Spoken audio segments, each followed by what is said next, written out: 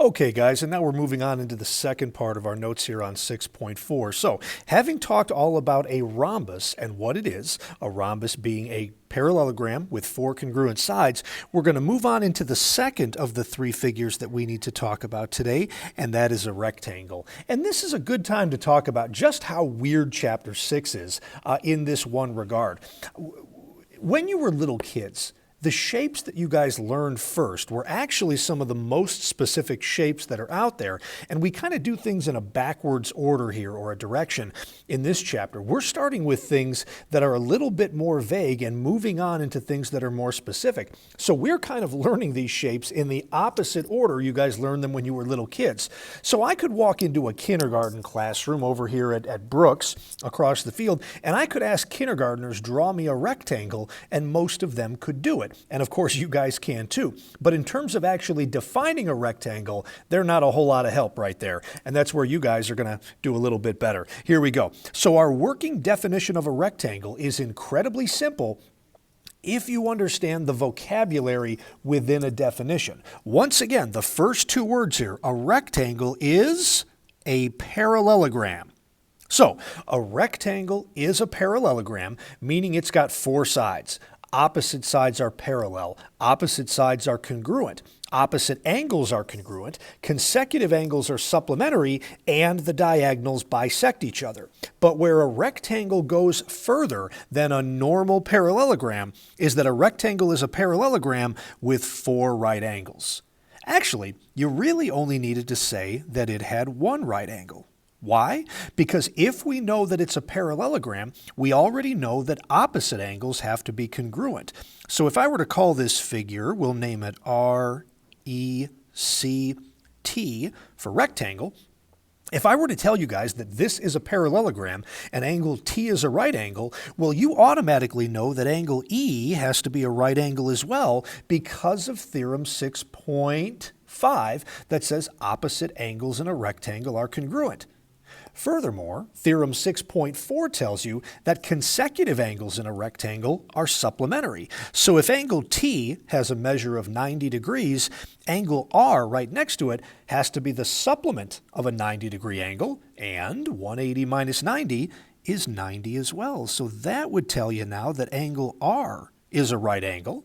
And again, opposite angles are congruent, so R and C have to be congruent, and that means that C is a right angle as well. So it's actually good enough, you guys, to say that a parallelogram with one right angle is a rectangle. But they went ahead and made the definition a little bit easier for us here, everybody, just to make sure that that one works out. Okay, so that's our definition of a rectangle, a parallelogram with four right angles. But everything else we have learned about parallelograms also applies. So again, I'm going to erase all this because it gets really messy, but because it's a parallelogram, we know that the top is parallel to the bottom. We know that the left is parallel to the right. We know that opposite sides are congruent. RE is congruent to TC, and RT is congruent to EC. We've already talked about opposite angles being congruent. We've already talked about consecutive angles being supplementary. And the fourth theorem, the fourth property about rectangles, deals with their diagonals. That if you were to draw the two diagonals, this point right here in the middle is the common midpoint here of the two diagonals. So those pieces would have to be congruent, and those pieces would have to be congruent. Now that is a mess, everybody. That is a ton of information packed into a diagram, but that's the power of words, everybody. Just knowing that a rectangle is a parallelogram with four right angles tells us everything that we wrote down then in that rather complicated diagram. Okay, so where are we next, guys? One more theorem now in this section, theorem 615. The only additional thing that happens in a rectangle that doesn't happen in other figures is this. If a parallelogram is a rectangle, then its diagonals are congruent. And that is the first time that phrase has been muttered within this chapter, everybody. We have not talked about a figure yet in which the diagonals were congruent. Let me show you what I mean. If you were to draw a parallelogram that looks something like this, roughly, something like that. You've got one diagonal right here and a second diagonal right here.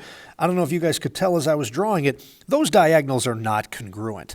The longer one is the one that connects the two acute angles, this one and this one. So that's your longer diagonal.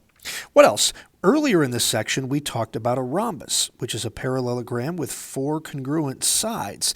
The exact same thing happens here, guys. When you draw the two diagonals, there's one, here's the other. Once again, the diagonal that connects the two acute angles is the longer diagonal than the other.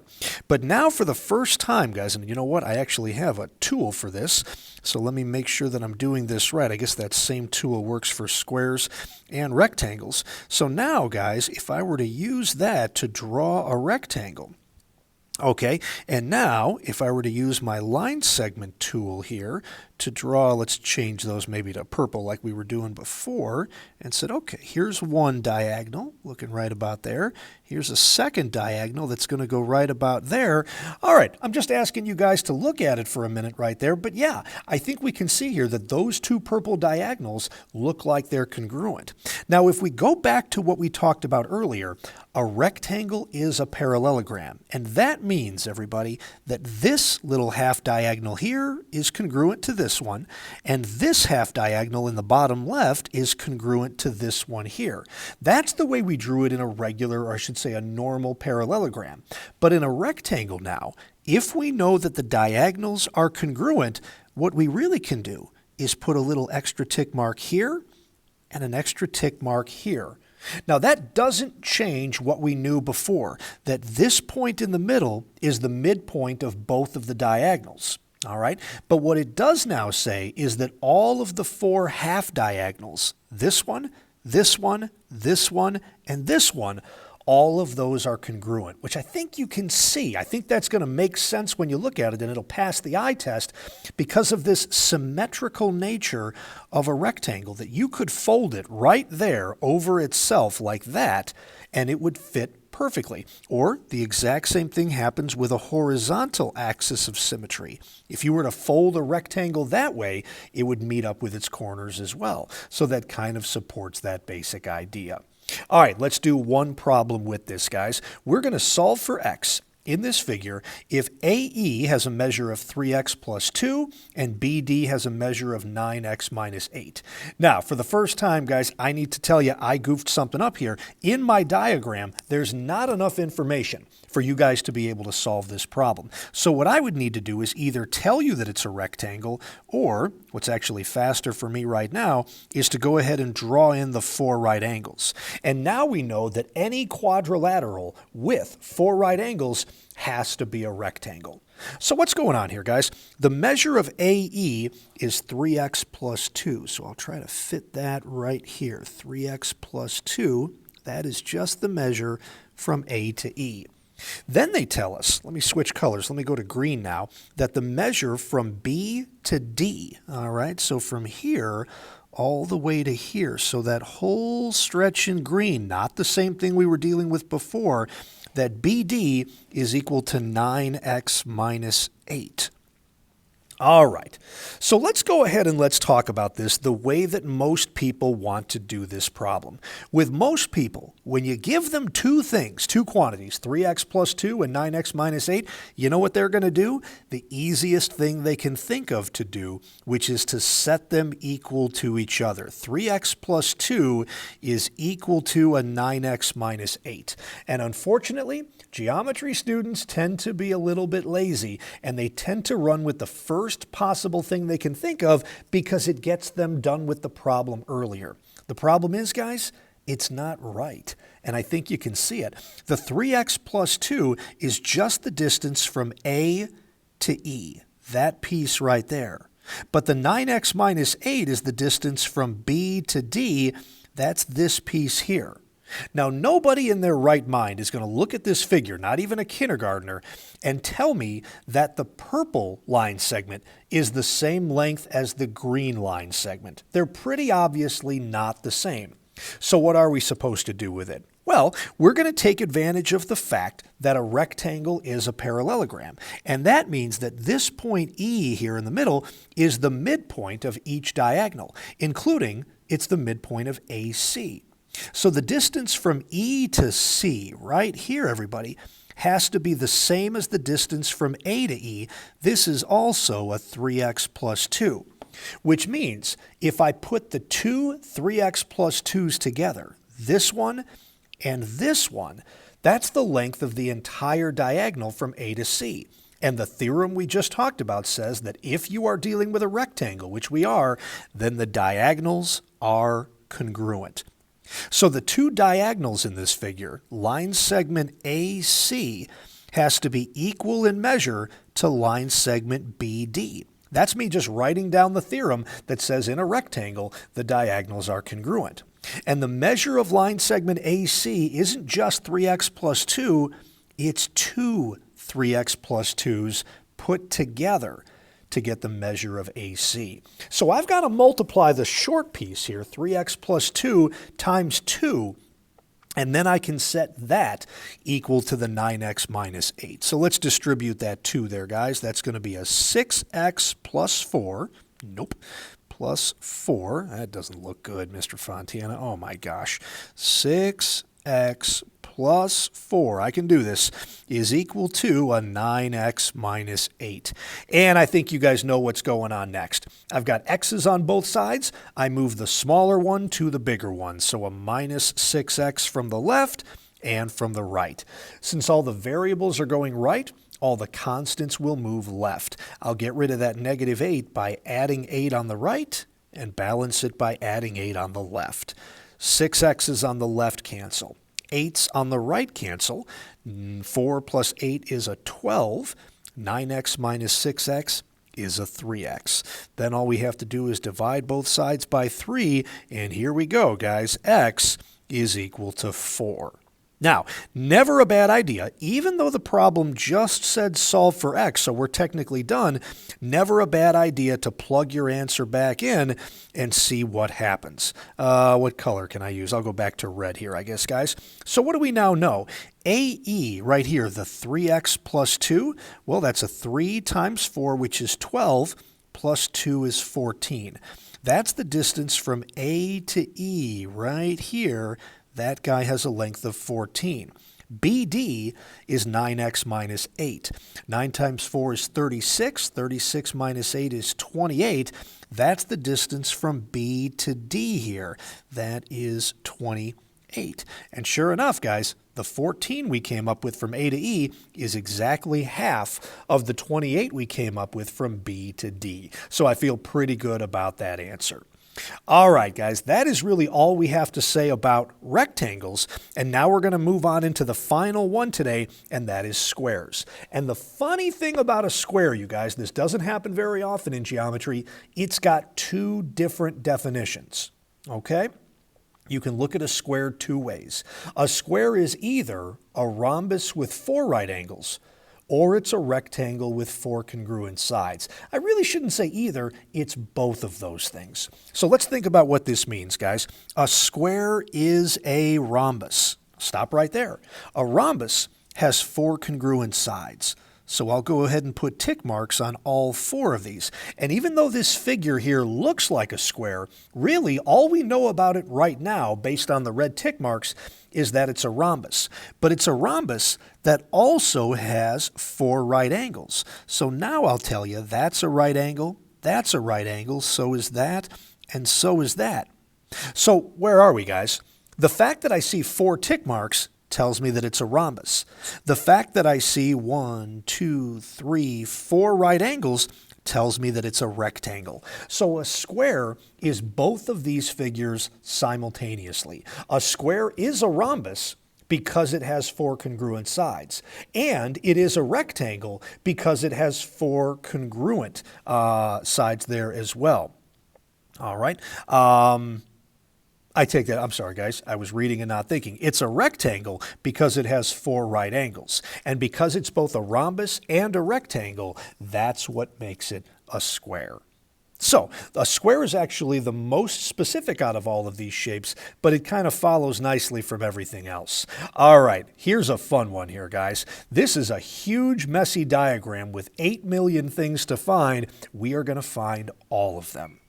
Okay, by the way, I should tell you right here, find everything in this square, because there's really not enough information in the diagram for us to know that this figure is a square. So let's try to do things in order, guys. We are dealing with side lengths here, which are letters in red. So we've got to come up with A, B, C, D, and E, and F. Then we've got to come up with what? 12 angle measures. So yeah, this is going to be a good time. All right, let's get started, guys. A, B, and C, here, here, and here, represent the 3 missing sides in this figure. The one side that we know is the 8 up here on top. Well, we know that this is a square, and we know that a square is a rhombus. And in a rhombus, all 4 sides are congruent. So guess what, guys? A is 8. That didn't happen right. Let's do that again. A, come on now. Oh my gosh, I wrecked it all. You go away. All right, stop it. A is 8, thank you. B is 8, and C is going to be 8 as well. All 4 sides in a rhombus, all 4 sides in a square then too, are congruent. Now, D, E, and F all deal with the little diagonals, everybody, and this piece right here has a weird measurement, and it's not a choice that I made here, guys. In a square, I don't get to just pick numbers right here. You guys will realize in Chapter 8 that I was lying to you. So it's this ugly number called 4 times the square root of 2. Well, what else do we know then?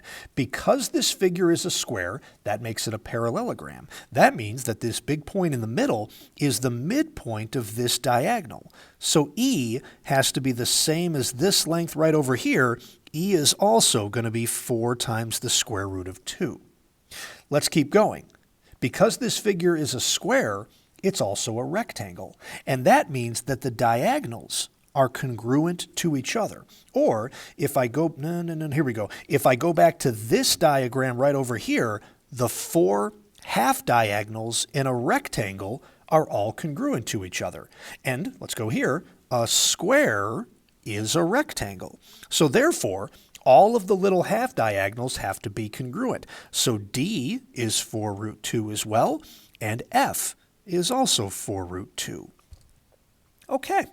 Moving right along. I think you guys are going to like what happens next. Let me go to blue here, and I guess let's start writing these out, guys. Measure of angle 1. I'll just do these one at a time because we got 12 of them to do. Here goes, everybody. What do we know about this figure? We know that it is a square, and therefore, because it's a square, it's also a rhombus. It's also a parallelogram. So let's start working on a couple things.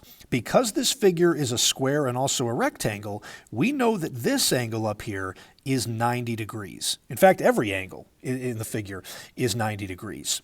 Let's go back to a theorem we learned in the previous video about rhombuses, and that would be this theorem right here. If a parallelogram is a rhombus, which this one was, then the diagonal bisects a pair of opposite angles.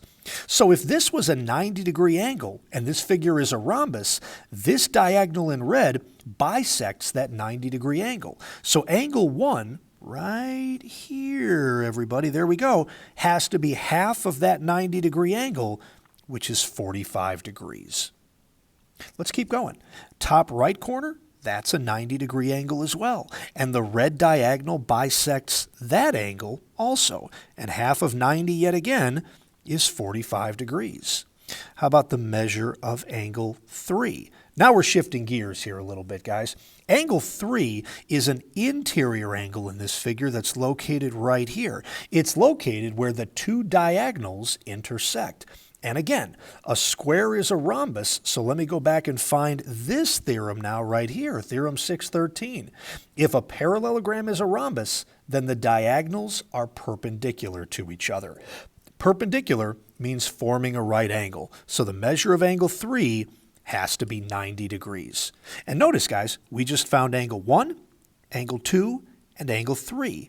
Those together make up a triangle. And add the angles up, 45 plus 45 plus 90 makes 180. Eureka!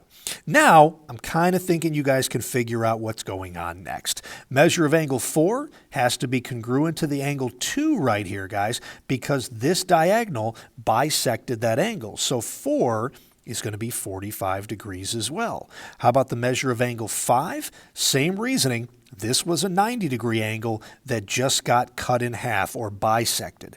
So 5 is 45 degrees as well. Measure of angle 6, that's an internal angle where the diagonals are perpendicular. That's 90 degrees. Let's keep going, although I think I'm going to run out of room. Measure of angle 7 right here. That's another half of this 5 right here. That's 45 degrees. Measure of angle 8. Sense a pattern here. Yep, that one's going to be 45 as well. Measure of angle 9. We're back to another internal angle right here where the diagonals intersect. And because this is a rhombus, the diagonals are perpendicular. That means 90 degrees. Measure of angle 10, everybody. This angle right here, half of a 90-degree angle. That's 45 degrees. Measure of angle 11 right here, again, half of a 90-degree angle. That's 45 degrees. And lastly, the measure of angle 12, the last internal angle formed right here where the two diagonals intersect. Well, they're perpendicular, so angle 12 has to be 90 degrees as well. Squares, you guys, are incredibly predictable. Every square that you draw, regardless of how big or how small, is going to have these 12 angle measures inside. Now, depending on the size of the square, these numbers are going to be different from one problem to the next, although their relationship to each other is always going to be the same. Like, for example, instead of an 8, if I now said, okay, instead of an 8, that's a 14. All right, guess what? Don't change this in your notes. That would be 14, that would be 14, that would be 14. And you guys notice how that 4 is half of that 8? Now, this would be half of 14, which is 7 root 2 in each one of those spots. So it's the same relationship every time that we do this. It's just that the side lengths are going to change a little bit. All right, everybody, that is everything we've got for section 6.4. If you've noticed, as I was doing these last couple problems, I was going back in the notes and looking at the theorems and finding a theorem that relates to the figure and the parts within that figure that we were talking about. That's what you guys need to be doing. You are not going to have these definitions and these theorems memorized anytime soon. You guys need to have them written down, though, and you need to be going back to your notes and looking at them, and you'll find that those theorems are going to answer a lot of the questions that you're going to have on the homework. So good luck, everybody. Let me know if you guys have any questions, and we'll work out some solutions for you.